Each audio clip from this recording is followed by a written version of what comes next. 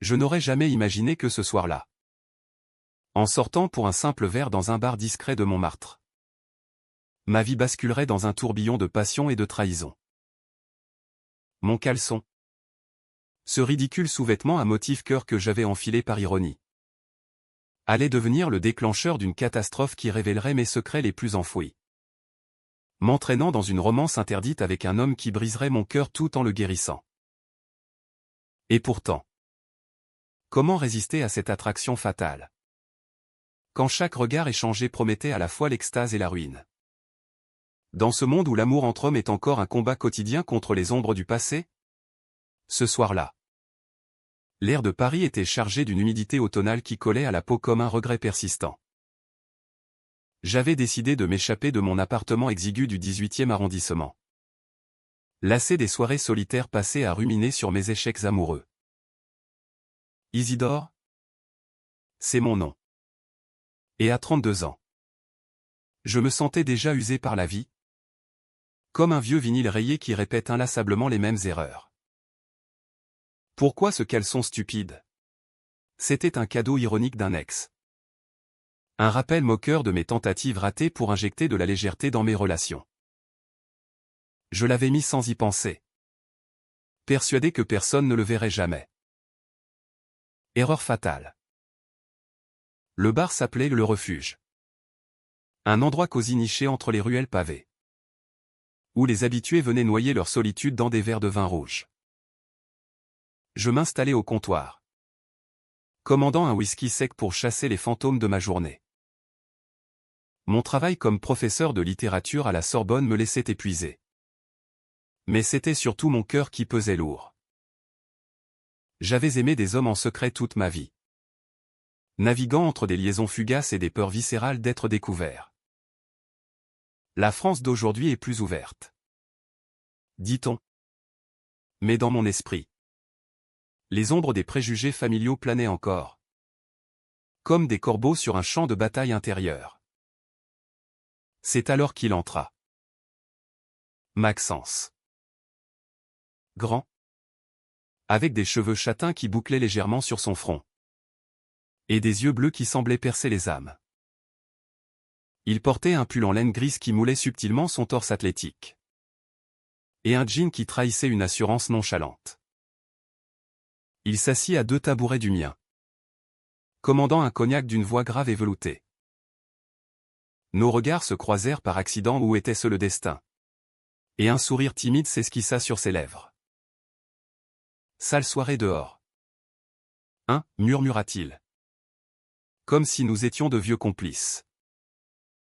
Je hochai la tête, sentant une chaleur inattendue monter en moi. Nous engageâmes la conversation. D'abord banale, le temps. Les touristes envahissants. Puis plus profonde. Il était architecte, venu de Lyon pour un projet à Paris. Et il parlait avec une passion qui illuminait son visage. La beauté d'un bâtiment, c'est comme celle d'une relation, il faut des fondations solides pour résister aux tempêtes, dit-il en me fixant intensément. Mon cœur battait plus fort. Était-ce de l'intérêt? Ou juste de la politesse? Dans mon fort intérieur, je me débattais. Isidore, ne t'emballe pas. Tu sais comment ça finit toujours, avec des cœurs brisés et des secrets révélés au pire moment. Mais le destin en décida autrement. En me levant pour payer, mon portefeuille glissa de ma poche, entraînant avec lui un coin de mon caleçon qui dépassait de mon pantalon mal ajusté. Les motifs cœur rose criards apparurent sous la lumière tamisée du bar. Maxence éclata de rire. Un rire franc et contagieux. C'est original, commenta-t-il, les yeux pétillants. Mortifié, je rougis jusqu'aux oreilles, balbutiant une excuse. Au lieu de me moquer, il posa une main sur mon bras.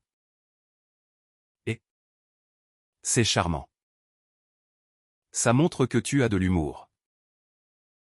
Viens. On va marcher un peu. Nous sortîmes dans la nuit parisienne. Les rues éclairées par les lampadaires qui projetaient des ombres dansantes sur les façades haussmanniennes. Tandis que nous déambulions vers la place du Tertre. Je me surprenais à lui confier des bribes de ma vie, mon enfance dans une famille conservatrice de Provence. Où l'homosexualité était un tabou innommable, mes amours clandestines qui s'étaient soldées par des adieux douloureux. Maxence écoutait, hochant la tête. Et à son tour, il se livra, moi aussi. J'ai caché qui j'étais pendant des années. Mon père est un politicien local. Tu imagines? L'image parfaite à préserver. Ces mots résonnaient en moi comme un écho de mes propres tourments. Pourtant, une alarme sonnait dans ma tête. Était-il sincère? Ou jouait-il un rôle? Nous nous arrêtâmes près d'un banc. Et il se tourna vers moi. Son souffle chaud contre mon visage. Isidore? Ce soir? Je me sens vivant pour la première fois depuis longtemps. Ses lèvres effleurèrent les miennes dans un baiser impulsif. Doux et chargé d'une promesse inavouée. Mon monde vacilla. Était-ce le début d'une histoire d'amour? Ou le prélude à une chute vertigineuse? Dans mon esprit, les doutes tourbillonnaient, et si ce caleçon ridicule n'était que le premier signe d'une catastrophe imminente?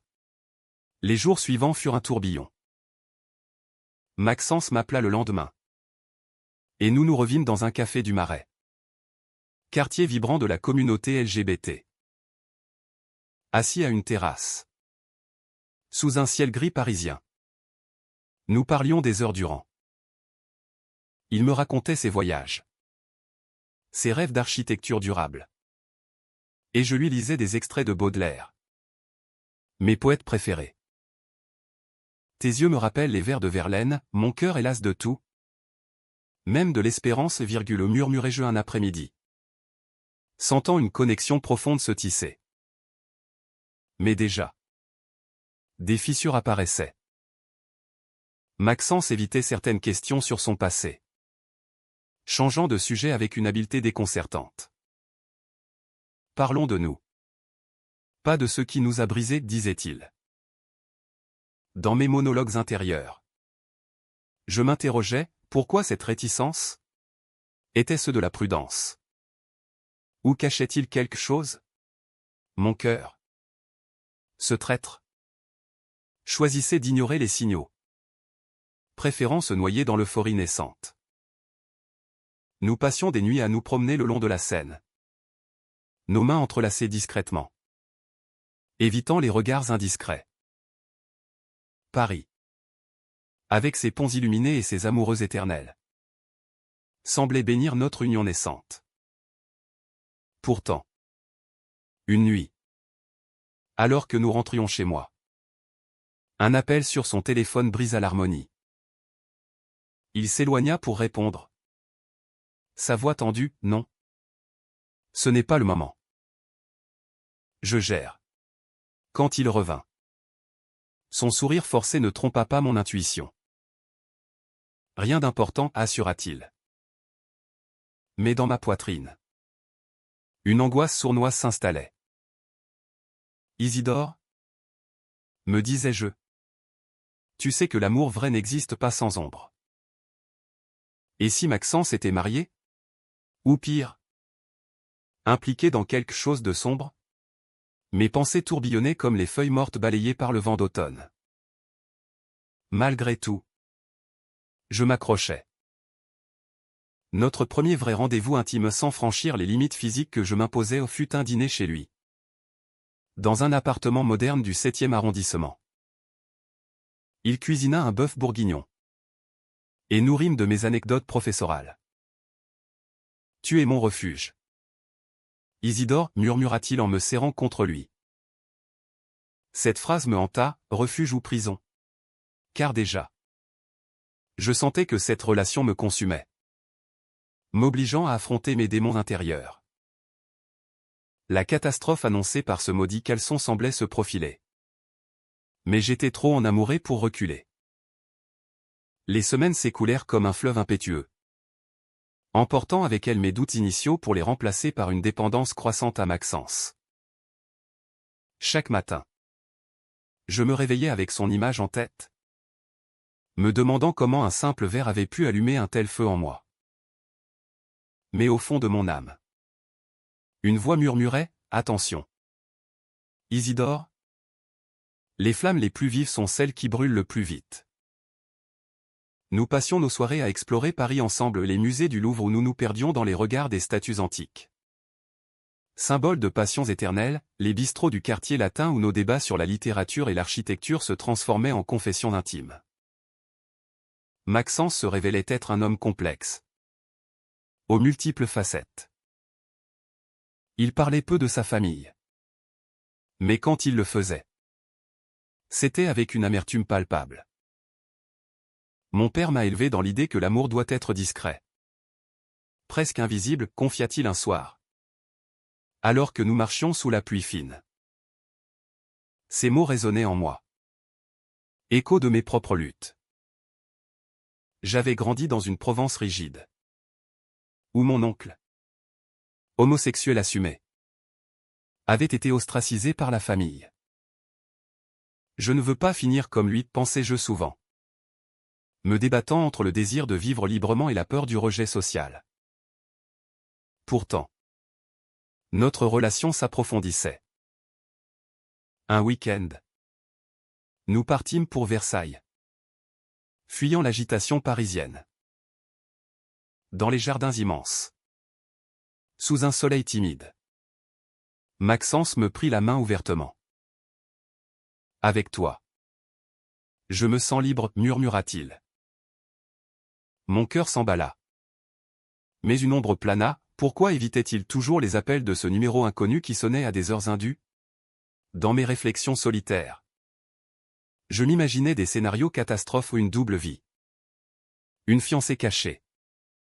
Ou pire, une implication dans des affaires louches liées à son travail d'architecte. La première fissure majeure apparut lors d'une soirée chez des amis communs. Nous étions invités à une fête dans un loft du 11e arrondissement, où la communauté LGBT se réunissait pour célébrer la liberté. Maxence semblait tendu, jetant des regards nerveux autour de lui. Soudain, un homme s'approcha. Un ex à lui.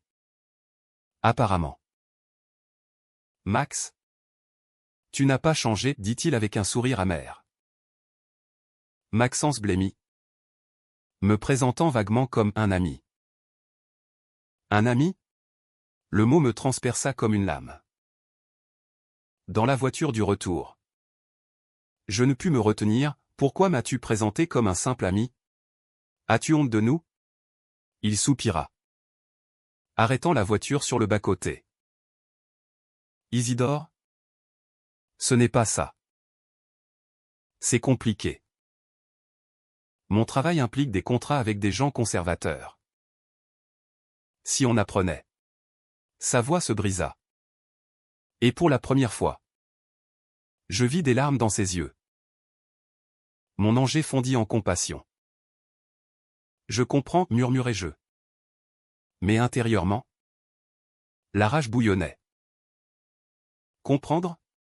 Non. Je bouillonnais de frustration. Était-ce cela? L'amour dans notre monde? Une série de compromis qui érodent l'âme? Les jours suivants furent tendus. Je me repliai sur moi-même, passant des heures à corriger des copies d'étudiants, me perdant dans les vers de Rimbaud pour oublier. Maxence m'envoyait des messages d'excuses, des fleurs livrées à mon bureau. Pardonne-moi, mon amour. Je t'expliquerai tout. Mais quand? Mes monologues intérieurs devenaient obsessionnels. Isidore? Es-tu prêt à vivre dans l'ombre pour lui? Ou vas-tu exiger la lumière? Au risque de tout perdre? Puis vint la révélation partielle. Un soir, chez moi, il s'assit sur mon canapé usé et me raconta: « J'ai été fiancé autrefois à une femme, pour plaire à ma famille. » Le choc me frappa comme un coup de tonnerre. Fiancé? C'était avant que je n'accepte qui j'étais vraiment, ajouta-t-il précipitamment. Mais elle ne l'a pas bien pris quand j'ai rompu. Ses yeux imploraient le pardon. Et je le serrais dans mes bras. Sentant son corps trembler. À cet instant, je crus que notre lien se renforçait. Que les secrets partagés nous uniraient. Mais le doute persistait. Pourquoi ce passé le hantait-il encore? Et ces appels mystérieux? Je décidai de fouiller discrètement, pas fier de moi, mais poussé par une peur viscérale. En consultant son téléphone laissé sur la table, Dieu me pardonne. Je vis des messages d'une Élise, on doit parler. Ton secret va tout détruire. Mon monde s'effondra. Élise? Était-ce l'ex-fiancé? Ou pire? La jalousie et la paranoïa m'envahirent, me rongeant de l'intérieur.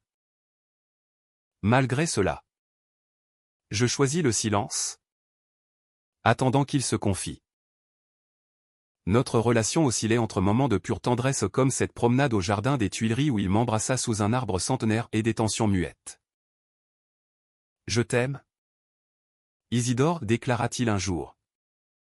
Ces mots comme un baume sur mes plaies. Mais dans ma tête, la question lancinante, m'aimes-tu assez pour tout risquer? La catastrophe se profilait. Et je le sentais. Comme un orage qui gronde au loin. Bientôt, les conflits s'intensifièrent. Lors d'une dispute explosive, je l'accusai de me cacher. Tu me traites comme un secret honteux, criai-je. Les larmes aux yeux. Il répliqua, et toi? Avec ta famille qui t'étouffe. Tu es si libre que ça. Ces mots me blessèrent profondément, révélant nos faiblesses mutuelles. Nous nous réconciliâmes dans les bras l'un de l'autre. Mais la faille était là. Béante. Au milieu de cela, mon travail souffrait. Mes étudiants remarquaient mon absence d'esprit. Et un collègue bien intentionné me conseilla, l'amour ne devrait pas te détruire. Isidore. Ces paroles résonnèrent en moi, amplifiant mes doutes. Était-ce de l'amour? Ou une dépendance toxique? Maxence, de son côté, semblait lutter contre ses propres démons, annulant des rendez-vous pour raisons professionnelles. Puis, un soir, la bombe explosa. Je reçus un appel anonyme, Maxence n'est pas qui il prétend. Demandez-lui pour Élise. Mon cœur s'arrêta. Confronté. Il avoua partiellement, Élise est mon ex. Elle menace de révéler mon orientation à mon père si je ne l'aide pas financièrement. Le chantage? La trahison me submergea. Pourquoi ne m'as-tu rien dit, hurlai-je. Parce que je voulais te protéger, répondit-il. Effondré. Cette nuit-là, je le quittai, le cœur en miettes. Seul dans mon appartement. Je pleurais des heures. Me questionnant, Isidore? As-tu été naïf? Ou as-tu aimé trop fort? La douleur était insoutenable. Un mélange de colère et de pitié pour cet homme piégé par son passé. Les jours suivants furent un néant abyssal. Sans Maxence, Paris me semblait grise. Privé de sa magie. Je errais dans mes routines, les cours à la Sorbonne, où je disséquais les tragédies de Racine avec une ironie amère, reflétant ma propre chute. Dans mes pensées, je revivais chaque moment, son rire, ses caresses chastes, ses promesses chuchotées. Mais la trahison ou ce chantage caché me rongeait comme un acide. Pourquoi m'avait-il menti? Était-ce de la lâcheté? Ou une protection maladroite? Je tentais de l'oublier, sortant avec des amis dans les bars du Marais. Mais chaque visage masculin me rappelait le sien. Un soir, ivre de vin et de regrets, je confiai à un proche, il m'a brisé. Mais je l'aime encore. Mon ami secoua la tête, l'amour vrai affronte les tempêtes. Pas les caches. Ces mots m'obsédèrent, me poussant à introspecter. Isidore, me disais-je, ton propre passé t'entrave. Ta famille, avec ses jugements silencieux, t'a rendu paranoïaque. Peut-être que Maxence et toi êtes des miroirs l'un de l'autre. Deux âmes blessées cherchant la guérison. Puis vint l'appel de Maxence. Une semaine plus tard. Isidore, je dois te voir. C'est urgent.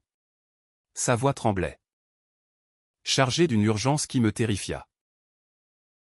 Nous nous retrouvâmes dans un café discret près de la Bastille. Sous un ciel plombé.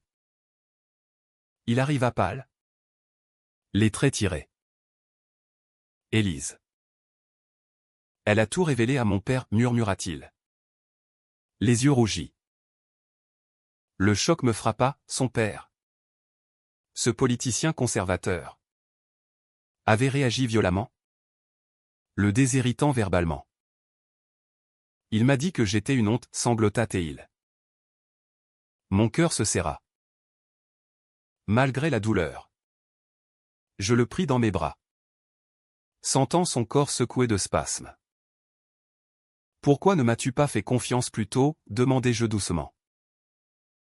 Il leva les yeux, j'avais peur de te perdre. Et maintenant? Je perds tout. À cet instant. Une compréhension profonde m'envahit. Notre amour n'était pas une idylle parfaite, mais un combat contre les chaînes sociétales. En France, malgré les lois progressistes, les familles comme les nôtres portaient encore les stigmates du passé. Pourtant, un nouveau secret émergea. Maxence avoua que Élise n'était pas seulement une ex-jalouse, elle était impliquée dans une affaire financière louche liée à son cabinet d'architecture. Elle me fait chanter pour couvrir ses erreurs, expliqua-t-il. La rage m'envahit, comment avait-il pu se laisser piéger? Tu aurais dû aller à la police, m'exclamai-je. Il secoua la tête et risquait que tout sorte. Mon orientation. Mes clients. Sa vulnérabilité me toucha. Mais aussi m'irrita. Était-ce de l'amour? Ou une codépendance destructrice? Nous décidâmes de nous battre ensemble. Je l'aidai à contacter un avocat, passant des nuits à préparer des dossiers. Ces moments renforcèrent notre lien, transformant la crise en une forge pour notre relation. Avec toi. Je me sens fort, murmura-t-il un soir, alors que nous étions assis sur mon balcon, contemplant les lumières de la ville. Mais intérieurement, je doutais, Isidore. Es-tu son sauveur? Ou son complice dans l'ombre? La tension culmina lors d'une confrontation avec Élise. Nous la rencontrâmes dans un hôtel anonyme, où elle arriva arrogante. Un sourire faux aux lèvres. Max? Tu pensais pouvoir m'ignorer, lança-t-elle. Je bouillonnais. Mais Maxence prit la parole, c'est fini. J'ai des preuves contre toi. Elle blêmit, menaçant de tout révéler publiquement. Ton petit ami sait-il tout, ricana-t-elle. Me fixant. Mon sang se glaça, y avait-il plus? Et il y en avait. Maxence avoua alors. Devant elle. Un détail qu'il m'avait caché, il avait eu une brève liaison avec un collègue marié. Avant moi. Ce qui avait alimenté le chantage d'Élise. La trahison me submergea à nouveau. Tu m'as menti encore, hurlai-je, sortant en trombe. Dehors. Sous la pluie battante. Je m'effondrai contre un mur. Les larmes se mêlant à l'eau. Pourquoi ces secrets incessants? Dans ma tête?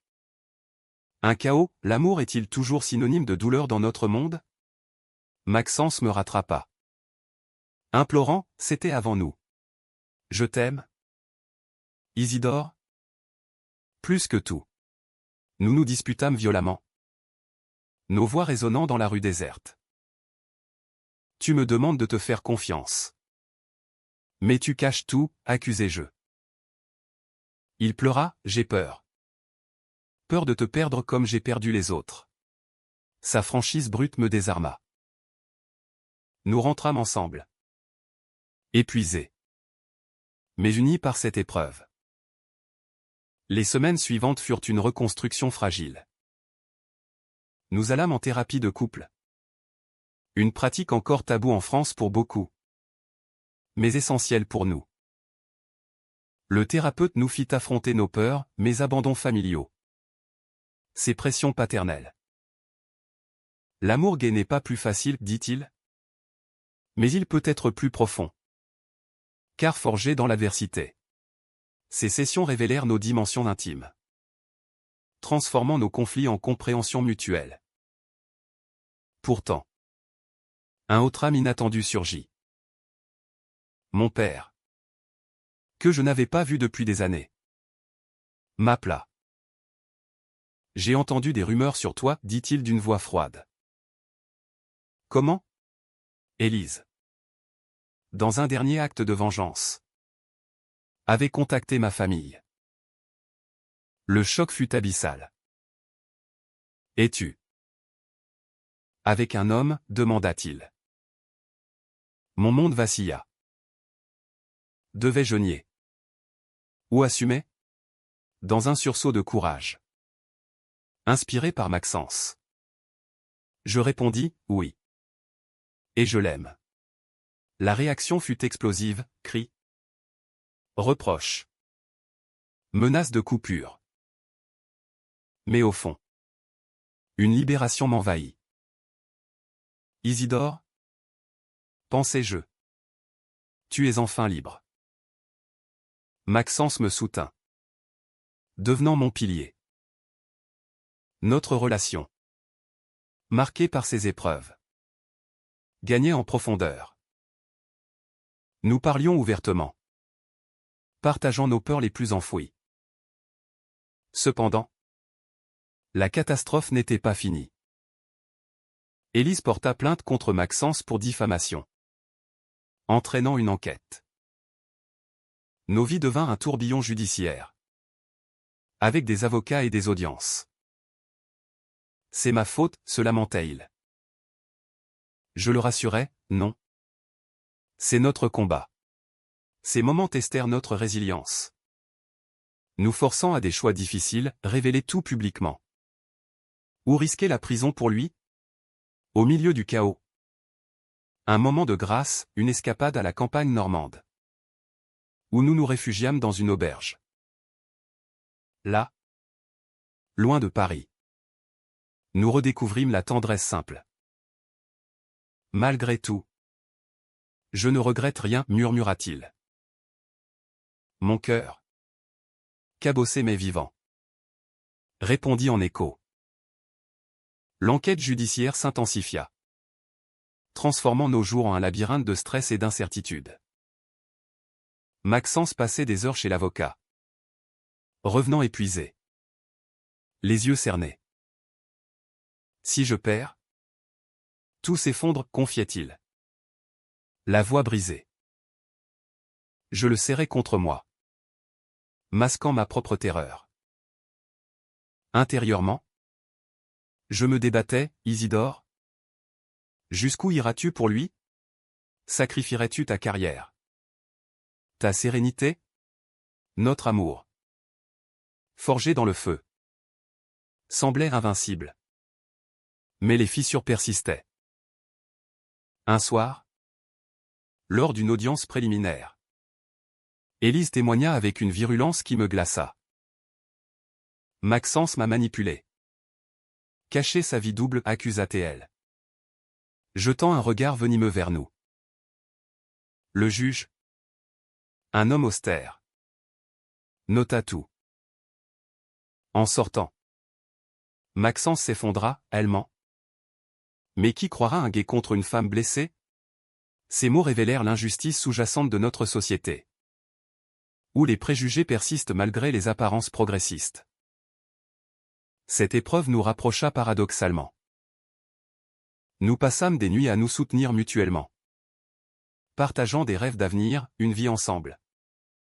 Loin des jugements.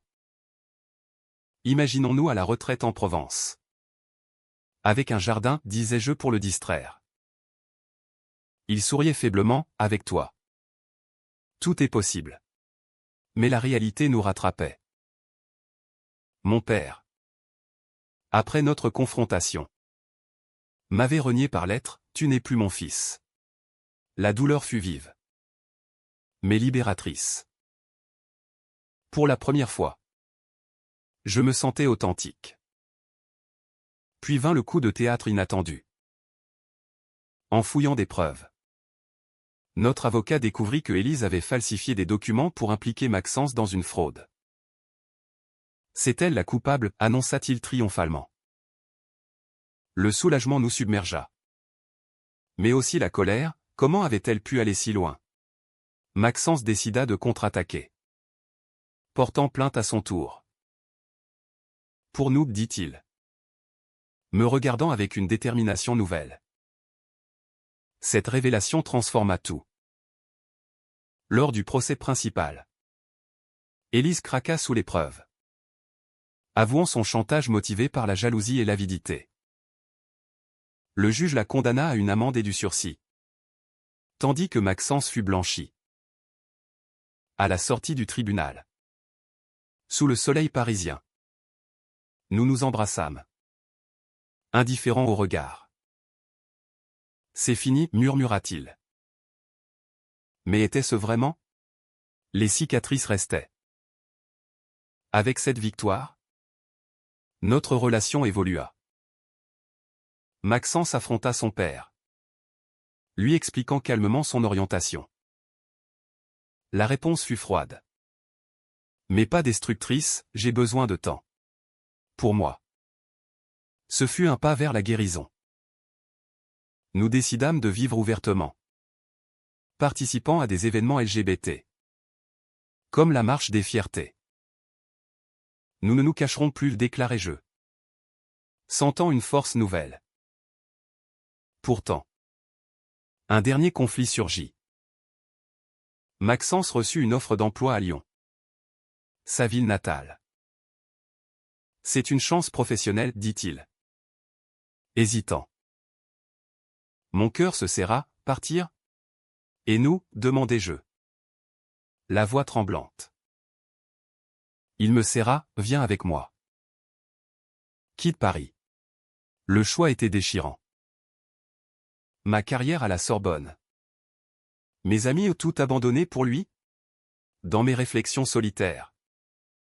Je pesais, l'amour vaut-il le sacrifice? Ou est-ce une fuite? Après des nuits d'insomnie. Je refusai initialement. Je ne peux pas tout laisser, expliquai-je. Les larmes aux yeux. Maxence fut dévasté, alors. C'est la fin. Nous nous disputâmes. Nos voix chargées de douleurs accumulées. Tu choisis ta peur plutôt que nous, accusa-t-il. Blessé. Je ripostai, et toi? Tu fuis tes problèmes. La rupture semblait inévitable. Un point culminant tragique à notre saga. Mais au fond de moi. Une voix insistait, Isidore. L'amour vrai demande des sauts dans l'inconnu. Je le rappelai le lendemain, attends. Je viens avec toi. Son joie fut palpable. Mais tempérée par la réalité. Nous planifiâmes le déménagement. Vendant mes meubles. Disant adieu à Paris. Ce fut un mélange d'excitation et de deuil. À Lyon. Nous emménageâmes dans un appartement lumineux près du Rhône.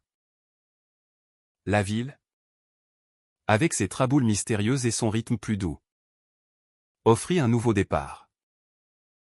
Maxence prospéra dans son travail.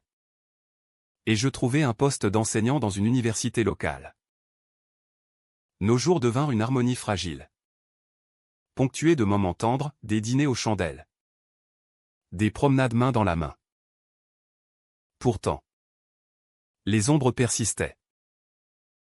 Un appel de mon père. Des mois plus tard, je regrette.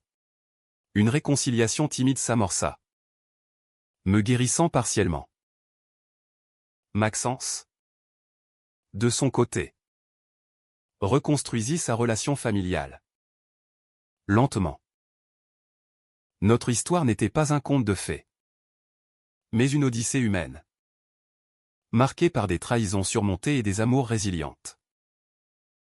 Dans les moments calmes, je repensais à ce caleçon ridicule, le déclencheur d'une catastrophe qui, finalement, nous avait sauvés. À Lyon, les saisons passaient comme des chapitres d'un roman inachevé. L'hiver apporta son manteau de neige, enveloppant la ville dans une quiétude qui contrastait avec le tumulte parisien. Maxence et moi construisions notre vie commune, apprenant à naviguer les eaux calmes après la tempête.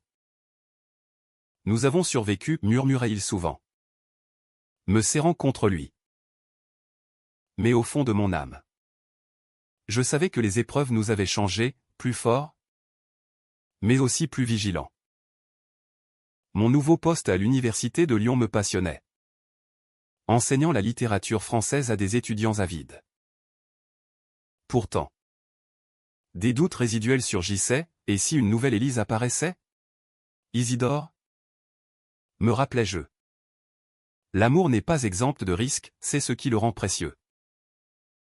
Maxence, sentant mes tourments, organisait des surprises, un pique-nique au parc de la Tête d'Or, où nous parlions de nos rêves futurs. Un jour, un événement inattendu raviva les flammes du passé. Élise contacta Maxence. S'excusant par lettre, j'étais perdu dans ma douleur. Pardonnez-moi. Il la lut à voix haute. Et nous décidâmes ensemble de clore ce chapitre. Le pardon guérit, dis-je, sentant un poids s'alléger. Cette maturité marqua notre évolution, de victime de trahison à artisan de notre destin. Notre relation s'approfondit en humanité. Nous adoptâmes un chat errant, symbole de notre capacité à offrir un refuge. Les soirées étaient emplies de discussions profondes sur l'identité LGBT en France. Les progrès et les retards. Nous sommes des pionniers discrets, disait Maxence. Fier. Moi, je réfléchissais à écrire un livre sur nos expériences. Anonymement. Pour aider d'autres. Mais un dernier test surgit. Mon père vint nous rendre visite. Après des mois de correspondance hésitante. À la gare, il apparut vieilli, les yeux chargés d'émotion. Isidore? Je suis venu pour comprendre, dit-il. Le dîner fut tendu, question sur Maxence. Sur notre vie. Je t'aime, fils. Même si c'est dur pour moi, avoua-t-il enfin. Les larmes coulèrent. Un pont se construisant sur les ruines du passé. De même, le père de Maxence s'adoucit, invitant à un repas familial. Ces réconciliations, imparfaites mais sincères, apportèrent une paix profonde. L'humanité triomphe, pensais-je, observant Maxence rire avec sa famille. Pourtant, notre histoire n'était pas sans ombre persistante. Des disputes mineures surgissaient, rappelant nos vulnérabilités. Tu es trop protecteur, accusais-je parfois.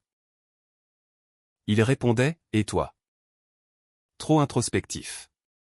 Mais ces conflits nous renforçaient. Nous apprenons la communication.